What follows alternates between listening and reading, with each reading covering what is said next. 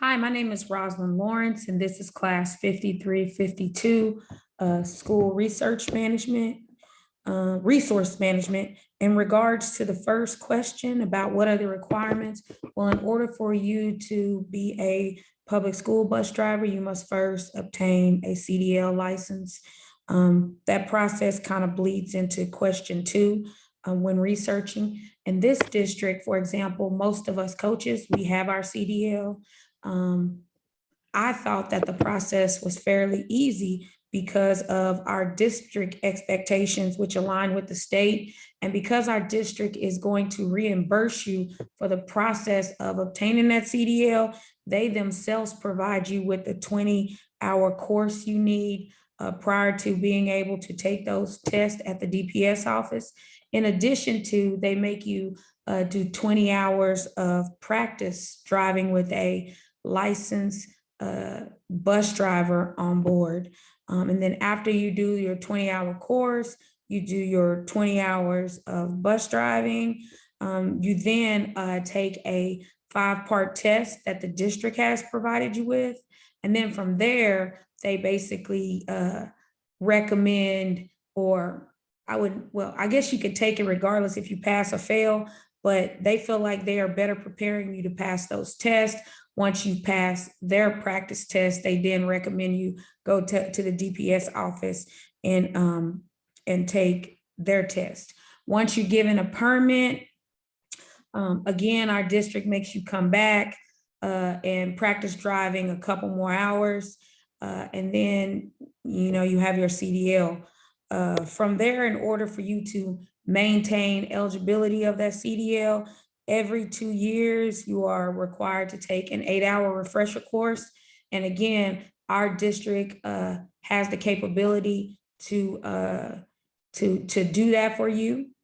In addition to having which is required by the state, in addition to having to do that 2-hour refresher course, our district also evaluates each and every bus driver, so coach or regular route bus driver. Each and every year you have to do a 10 to 15 minute evaluation drive with one of the certified transportation bus driver supervisors. One of the most important things I feel you should know when researching, bus driving certifications is that it's very important that you acquire the passenger endorsement. It's very important that you know that there are random drug tests throughout the year, and that even includes the summertime, because a lot of us on the coaching staff, we run summer bus routes where we pick up kids who may not have rides to summer strength and conditioning.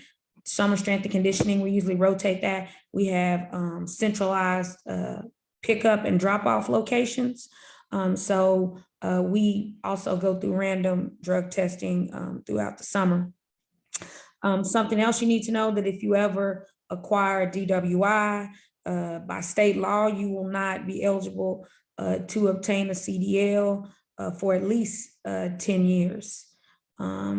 Something else you should know is, even though you're in your personal vehicle and your driving record is taken into accountability or is taken into consideration in regards to, like, there is a point system. So for example, I got a ticket speeding. I wasn't allowed to take defensive driving because I have a Class B license and certification on my driver's license. So I had to outright pay for the ticket, which gives me, I can't remember how many points I have, but there are a point system. If you obtain too many tickets in your own personal vehicle, they can revoke your CDL license. And that is not only that is a state requirement. Part 2 of our assignment deals with school safety. In regards to the very first question, which was discuss the responsibilities of building administrators and how they have to ensure the safety and security of learning environments for students. In our school district, our assistant superintendent, who is over student services, she is over school safety. At each school, she has identified a point person who is responsible for passing along information and training teachers and staff using the safety emergency protocol that we use here at Cleburne, and our platform is known as ALICE. And ALICE stands for Alert, Lockdown, Inform, Counter, and Evacuate. ALICE is a proactive approach to school safety. It is proactive because it goes beyond the traditional lockdown methods by providing individuals with more options that increase odds of survival during a violent crisis incident. Once again, it is proactive, and it's proactive for not only the staff, but also the students. And so on our campus at Cleburne High School, our person who is responsible for training teachers and students is Michael Williams. That required training, we do one required training inside of all of our school safety trainings, which is, bloodborne pathogens, sexual harassment. You do a training inside of that, and that's about 45 minutes. And then during teachers in service, we do a more active training in which we divide up into groups and we act out certain scenarios live. And again, that same training is done with our students at the beginning of the school year. During our homeroom classes, we do the same training, different scenarios, but each and every person on campus understands his or her responsibility. And so one of the main components of one of the purposes of ALICE is, again, to help all stakeholders be proactive when it comes to safety and emergency protocols. Again, staff training is about 45 minutes, and there are usually 2 of those. Student training is anywhere from 15 to 30 minutes, and it happens over multiple days at the beginning of the year. Again, all stakeholders are empowered to make good survival decisions. And the difference between ALICE and other safety platforms is that you individually participate in your own survival while leading others to safety. When it comes to our reviewing a copy of our district emergency crisis plan, we have to discuss specific responsibilities of principals and teachers. And I'll start with principals.